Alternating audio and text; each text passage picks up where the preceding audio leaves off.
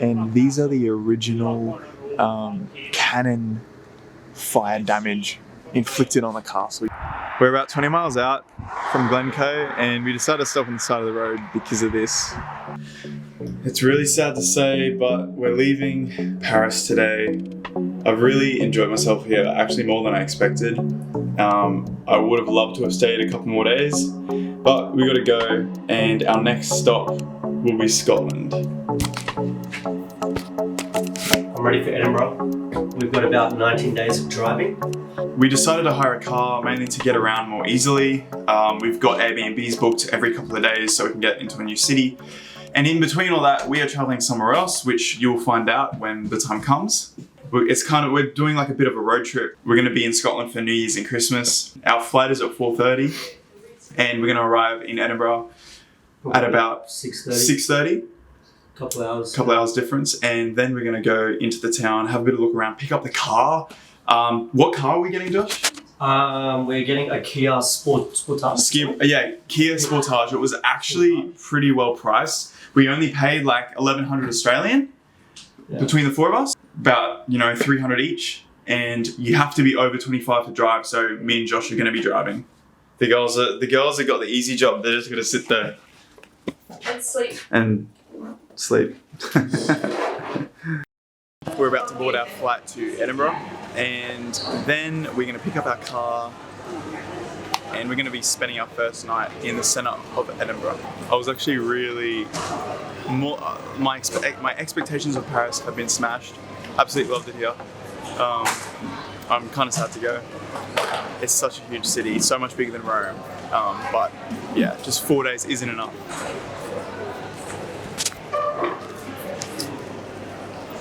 Kirsty? Yeah. What's up? You ready to go? Covering your pimple. Ready to go. Oh, she's covering her pimple. We just arrived in Edinburgh. Took about an hour and a half on the plane, which wasn't too bad. We are actually 1 hour even further behind. So we're 10 hours behind Australia now. We're staying at a place in Edinburgh called Safe Stay. We're paying about $30 each Australian per night. And it's actually not too bad. This is literally what we've got for the night. We're just staying here for the one night. Got a desk, toilet, shower, and then 4 bunk beds. This is a hostel, but we just booked out the whole room ourselves. How's everyone feeling? I was actually a little bit nervous on the car drive here. Oh, so was I. Don't worry about it. We all got here safe and sound, so now we're just gonna go and get some dinner now. Probably like the local pub, just in the next street. We picked up the car. We ended up with a different one to the Kia Sportage, but just as good. Heaps of space. I'm a little bit nervous driving overseas, not gonna lie. It's the same side of the road as Australia, but I just don't know the roads and it's all new to me. I'm a good driver though, aren't I, Josh? You're fucking scary, mate. Good morning, guys. This is our car for today on our first day of our Scotland road trip. It's a Seat. I don't actually know what car it is, but they don't have the Sportage. They pretty much only list it as the most popular in the category, and they give you a similar one. And it's diesel as well, so it's more fuel efficient. Oh, look at that. That's fire. I don't want to crash. We'll be fine, Josh. What's that, Josh? I don't want to crash. Look, there's a mouse. We're not going to crash. You're in safe hands. We're in safe hands. Yeah, very safe. So from Edinburgh to Glencoe, we underestimated. We thought it was like an hour. It's actually 3 hours of driving. We're in Scotland on the road. Oh, this is awesome. Oh, look at that. Oh, guys. We decided, I just saw a sign on the side of the road. We had to come, Stirling Castle. There's also a jail here that you can go check out. Like, it's literally fully intact from like the 18th century. There's like the wooden doors, the gates. Oh, it looks amazing. So this is the castle right here. Oh, we're going through the gates of Stirling Castle. We're gonna go for the guided tour. It's free. It's included in your ticket, and your ticket is £16. From the early 1500s, when it was built by James IV of Scotland to the early 1700s, when these outer defences were built. The gateway there is your main entrance in and out of the castle. But it looked a lot grander. Instead of 2 round towers here, we had 4 round towers. You can see one, the remains of one just to the left there, turned into a small plant pot down there. These round towers were at least twice as high as what we've got here today. They were topped by conical roofs. On either end of the 4 works, a square tower like the one here.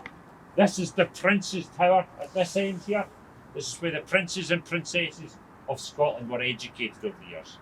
But we had one exactly like that at that end too, called the Elphiston Tower. It's just been reduced in height, and all we've got is the base there. And all of this 4 works was the same colour as that great hall back there. But you can see that for miles around here. Yeah. And that's really the point. It's the royals showing off how much money and power they've got that they can put that colour all over their castle. It's a bit of medieval bling, really. But it's these outer defences that are the main works over this period. They are started 1708, finished 1714. And they form a series of defensive lines into the castle. So your first line of defence is as you came in from the car park. You all crossed over a big ditch there. If you're an attacking troop, you get past that first ditch, that first wall, then you would have found yourself in the guardroom square, where most of you would have bought your tickets for coming in here today. And in the guardroom square, you were faced with another gateway, another ditch, another wall. But you're also in a tight, confined space. And from these battlements that we've just been up on, the defending troops could be up there firing down at anyone caught in the guardroom square. Now these battlements are built on vaulted casements. You can see the arches of the vaults quite clearly on this side, but we have similar arches and vaults on the garden side there, on the right hand side there. In 1651, this castle was sieged by Oliver Cromwell, and these are the original cannon fire damage inflicted on the castle. You can still see lead from the cannonballs that were lodged in the wall. These are the king's and queen's seats, and they've also toilets, so they would literally just go to the toilet while sitting down, so they don't have to get up in front of everyone. So this is also the biggest Great Hall in Scotland, even bigger than Edinburgh Castle. This is absolutely fascinating. In every room in the palace, there's actually people dressed up in the costumes that they would have had and the outfits they would have had back in the 16th, 17th and 15th century, and they know everything about this place. We just finished our tour, and I've got to say, highly recommend it. It's free. Do it, because that guy, he knows. They know what they're talking about. It goes for an hour. Every half an hour a new one starts. It was amazing.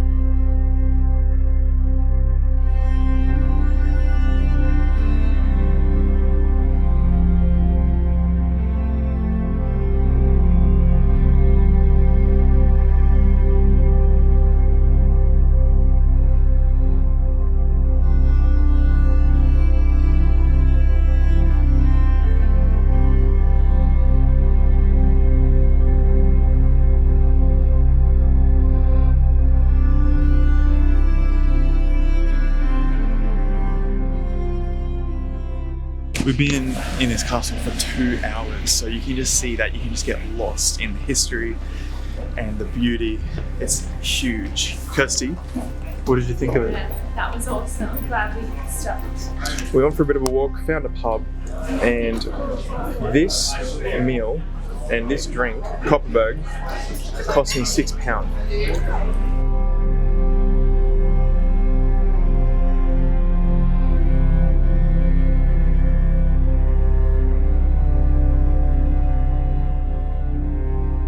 We're about 20 miles out from Glencoe, and we decided to stop on the side of the road because of this. It's just incredible. We made it to Glencoe. We're in our little cottage. It's tiny. We've got a little staircase that goes up to where we sleep, and then there's like this little living room out here with a fake fire to heat us. It's a heater though, so it does the trick. Little TV. We have a Kirsty here. We have a Joshua here. I think we got about 4 heaters going, hey? Yeah, literally. So there's one in the bathroom, 2 in this living room, and we got 1 upstairs in the bedroom. Yeah. So it's very toasty and warm. Yes. So we'll all be cuddling as well for extra warmth. 4 people upstairs. 4 people upstairs. It's pretty tight. So tomorrow's going to be our first full day. We're going to do a little bit of exploring, like locally around Glencoe. There's heaps of walking tracks. There's heaps of waterfalls, and it's just beautiful. Heaps of mountains as well. So stay tuned for that. And don't forget, subscribe to my channel. Thank you so much for watching. I'll see you tomorrow.